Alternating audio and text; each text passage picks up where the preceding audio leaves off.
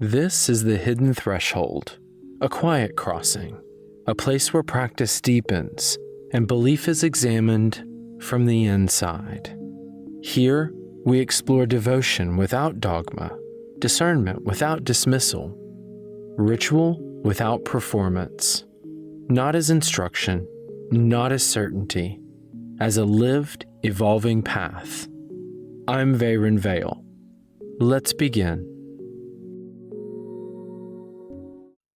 There's this kind of moment that pops up in practice. It's rare, but familiar if you're paying attention. You're just doing your thing like you always do, and then suddenly you catch yourself moving in a way you never used to. It's subtle, not flashy, and it isn't because you were specifically trying to change or reinvent yourself. It just kind of sneaks up, shaped by little things piling up over time. I've felt it a few times. Those stretches when I'm consistent, steady, and real. When the inner work and the devotional parts aren't fighting, but actually moving in sync. And during those periods, something shifts. I find myself walking through the world differently. I hold myself with a new steadiness. It's not a performance or an attempt to impress anyone. It's more like the inside and outside finally lined up, and people around me notice it before I do. What sticks with me is that I've never aimed for this. It's not some prize at the end of the road. It just showed up, all because I kept coming back to practice and let it shape me, bit by bit. That's what I want to sit with. Not the big dramatic change or the one wild moment that rewrites everything. I want to look at the question that gets overlooked. What is practice really building in us when we aren't paying close attention? What does it do to who we are, deep down, in the real, lived sense, after the ritual ends and you return to the world? Honestly, I think practice works on us more than we realize. We treat it like something we step into, then walk away from, or a task we pick up and put down. But that's not all. Practice has its own force. It reaches towards us, shapes us, leaves its mark whether we notice or not. So the real question is, what exactly is it making? There's this idea that shows up everywhere, whether it's religion, philosophy, psychology, and they all have their own words for it, but it still points at the same truth. What you do over and over shapes who you actually are. It's not about scaring you straight or pumping you full of motivation. It's just a plain fact about humans. We're built to accumulate whatever we keep coming back to. Usually, people drag this up when talking about habits. In his 1926 book, The Story of Philosophy, Will Durant summarizes Aristotle by saying, "We are what we repeatedly do. Excellence, then, is not an act, but a habit." Horace Mann said, "Habits are like a cable. We weave a strand of it every day, and soon it cannot be broken." We hear these and nod along, agreeing that they make sense, and then shrink the idea down to stuff like workout routines or morning rituals. Basically, we treat it as a productivity hack. But really, that's just scratching the surface. The real depth shows up when you bring this idea into spiritual practice. Why? Because spiritual practice isn't just about your behaviors. It's about your attention. It's about where you point the inside of yourself, what you turn toward again and again, what feels worth showing up for even when no one else is watching. That kind of repeated attention, that returning, rewires you in ways that go way deeper than forming habits. It works underneath your conscious choices, sort of reshaping the ground they sit on. Let me spell that out. When you stick with a practice, whether it be meditation, prayer, or just sitting quietly in the mornings, you're not just ticking off tasks. You're training your attention, almost like you're watering specific parts of yourself. You're building presence, honesty, and this willingness to show up for something that actually matters. All those little returns stack up, and eventually, they seep out of the practice room and into the rest of your life. But it's subtle. It doesn't happen overnight, and usually you don't even notice most of it until, say, a friend comments on some new calmness, or you catch yourself handling a stressful moment with unexpected steadiness and clarity. It feels natural, like the old version of you, tense, scattered, just faded out and this new one emerged, but without any grand announcement. I first saw it in myself during phases when I was extra consistent and honest with my practice. Suddenly, there was this groundedness that wasn't about knowing all the answers or being perfectly organized. It felt like I was just more at home with myself, less split between who I was in my practice and who I was out in the world. And as that gap shrank, something else showed up. Call it presence, energy, or coherence. It's tough to pin down with a single word, because it's more than that. Not power in the obvious sense, or performative charisma, just a sense that my insides and my outsides were finally lined up, and what people saw was simply more of me. The funny thing is, other people noticed the shift before I even had language for it. That's always the giveaway, and it's real, not just an act or a pose. When you shift for real, the people around you feel it long before you do. That's really what convinced me that this isn't some achievement you chase. You can't aim for presence directly. You can't fake it or manufacture it out of thin air. It's what grows out of the actual work, the returning, the honesty, the courage to let your practice matter, even when it costs you. You show up for that, and presence builds itself quietly in the background. In the end, spiritual practice isn't really about patching yourself up or ticking off self-improvement goals. It's about formation. It's a slow, steady assembling of a self that feels more whole, more true, more fully itself. That kind of change just accumulates and builds until, suddenly, you realize you've become the person you kept showing up as, whether you meant to or not. Every practice finds its place, but that place isn't always something you can touch or see. Sometimes it's a corner in your room, a little table covered in mementos, maybe just a windowsill with a candle flickering away.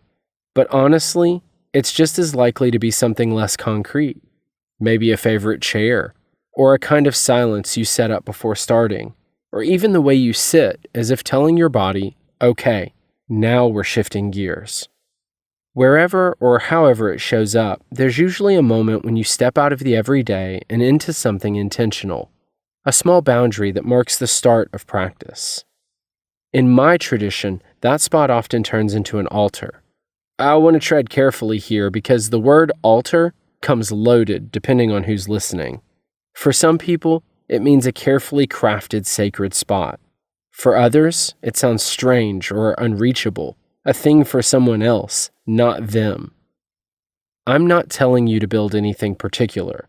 I just use altar because it's how I describe this idea that runs through nearly every contemplative or devotional tradition I've come across. It's the threshold, the place where you step from the usual into the purposeful.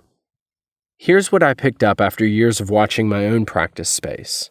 It doesn't stay the same, not because of carelessness or anything like that, but because it shifts in response to who I am at any given moment.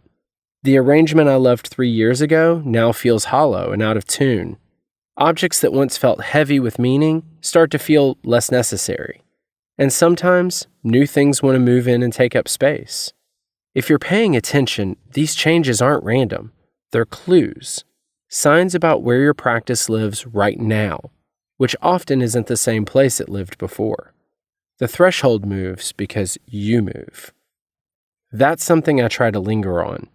We expect sacred spaces to stay put, to offer stability when the rest of life is slipping around. There's real comfort in returning to a spot that doesn't shift, even when everything else does. That sense of anchor, of something dependable, matters, so I don't want to ignore that. But underneath that steadiness, there's something else. The space is always in flux, quietly accumulating the story of your practice. Objects gathered over years, things worn smooth after countless uses, even the feeling that seeped into a familiar corner. It's also capable of change, ready to be rearranged to meet you where you are. If you refuse to let the space grow with you, it turns into a museum. It becomes a display of who you once were, frozen in time, instead of a living space that marks who you're becoming. The honest threshold spaces, the ones that actually serve you, the ones I try to keep, carry both sides. The weight of what's been and the openness to what's needed now. It's not about stubbornly holding on to old forms just because they're comfortable. And it's not about tossing everything out for the sake of novelty either. It's about being honest, tuning into what your practice asks from you now. And I think that's where the real challenge lives. It takes a kind of self-awareness. You have to check in, not just with your practice, but with yourself and your relationship to it right this minute. What do you want from this space? What is it still giving you, and what has it stopped giving you? What's longing for change, and what still fits just right? Asking those questions regularly and truthfully transforms the threshold. It becomes more than just a place. It becomes a mirror, something alive, reflecting your own growth and shifting shapes. It tells the story, not just of your past, but the person you're in the middle of becoming. That's what the altar is for me. Not something fixed in place, but a moving edge. It's a place where you meet yourself anew. Now let me try to put words to something that's slippery and subtle. It's a feeling you know when you see it, but struggle to name without sounding self-important or making claims you don't mean. There's this quality I've noticed in certain people at certain moments. Maybe you felt it too, possibly even before you were old enough to put it into words. You just sensed it. You're talking to someone or just sharing space with them, and there's an unmistakable steadiness. It's not dominance or charisma or the noisy confidence of someone performing their competence. It comes off much quieter, much more real. The person feels completely present, not split between the person they are and the version they want you to see. They're just there. It's almost magnetic, but in a way that doesn't demand attention. You find yourself drawn in, not because they're trying, but because their presence has weight to it. I started to notice this quality at times in myself, but only when my practice was honest and consistent, when I was really doing the inner work, not just talking about it. During those periods, something shifted in how I existed. I wasn't angling to project anything specific or try to construct a version of myself to impress others. Maybe you know that feeling. You just feel more settled from the inside out, less friction, less scattered. Sometimes other people point it out to you and you realize they're seeing something you haven't consciously tried to show. I keep looking for a word to capture it, and honestly, nothing fits perfectly. Power isn't it, because this isn't power over anyone or anything. Charisma doesn't land either, because charisma feels performative, like something you put on for a crowd. What I'm talking about isn't flashy or even intentional. It's not a thing you do, it's a thing you are. When enough honest effort has accumulated inside you, and it sort of spills out as presence without you thinking about it. The word coherence comes closest. Imagine what happens when your beliefs, your actions, and your sense of self line up. The tug of war between your practice and your person dissolves, and everything rolls in the same direction. And when that happens, even if you only manage it for brief periods, something changes. People feel it mostly because genuine coherence radiates outward naturally. You can tell when someone is merely performing presence versus actually inhabiting it. Even if you can't explain why, the difference is palpable. I want to push back against any story that turns this into a trophy, though, or something you earn if you meditate hard enough or commit for years. That way of thinking is a trap. It breeds spiritual superiority, the idea that you're better than someone else for having put in more hours. What I'm describing isn't an achievement, it's a side effect. A strange and beautiful byproduct of showing up honestly for yourself over time. You can't aim directly at this quality. The second you try to manufacture it, it evaporates. It only exists when you stop performing altogether. So what's most true for me is this. You feel it when the inside and outside aren't at war anymore. That gap shrinks through honest practice because wrestling with yourself and sitting with truth, whether it's messy or uncomfortable, has a way of lowering the barrier between your inner world and the way you move through the outer one. People notice when that barrier drops. This isn't accomplishment or power. It's just a person in that moment who isn't split in two. You know, there's this popular idea that the spiritual journey has a clear end point, as if you start out messy, lost, and a little confused, and then one day, after enough wisdom and experience, you finally arrive.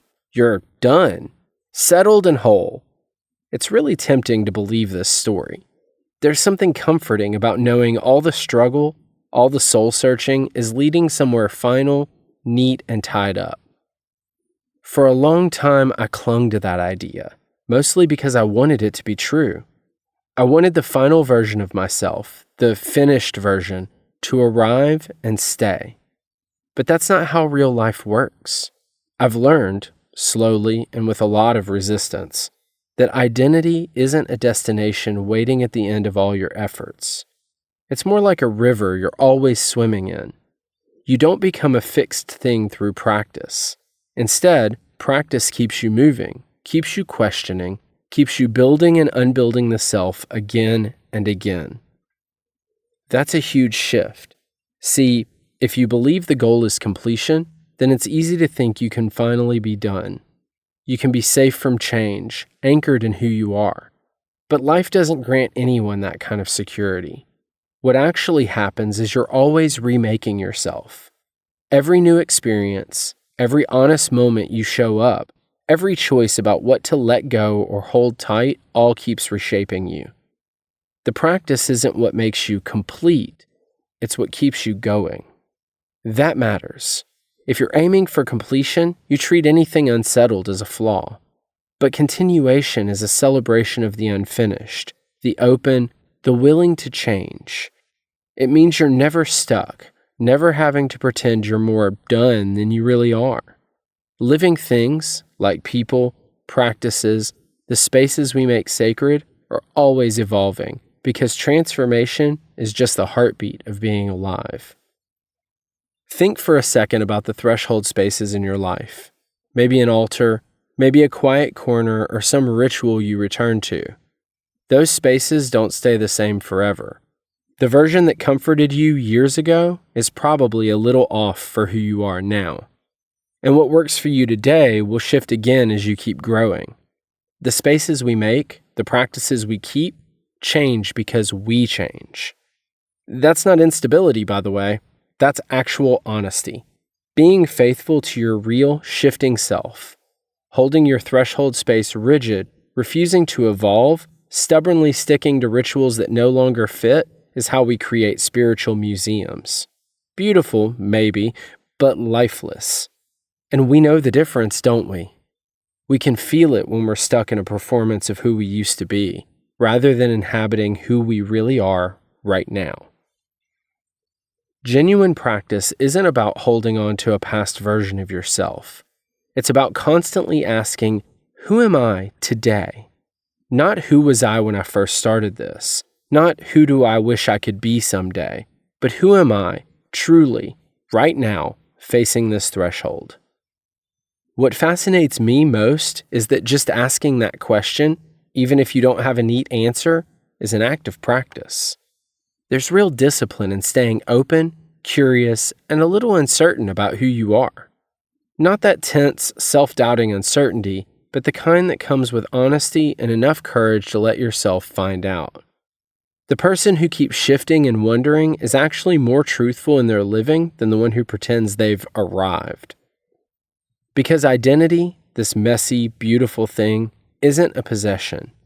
It's not a crystallized noun. It's a verb. It's something we do again and again, sometimes consciously, often unconsciously, through every meaningful return, every letting go. The self is built in moments of coherence and moments where the edges blur and fracture. You shift. The threshold shifts. Every time you cross over, something changes. A belief loosens. A new insight sticks. Another line gets drawn between your past self and you're emerging one. There's no grand problem to solve here or anything to fix. This is just what practice is, a constant, honest movement. And that's where the magic really lives. Let me leave you with this. You didn't set out to become who you are just by practicing. Nobody does.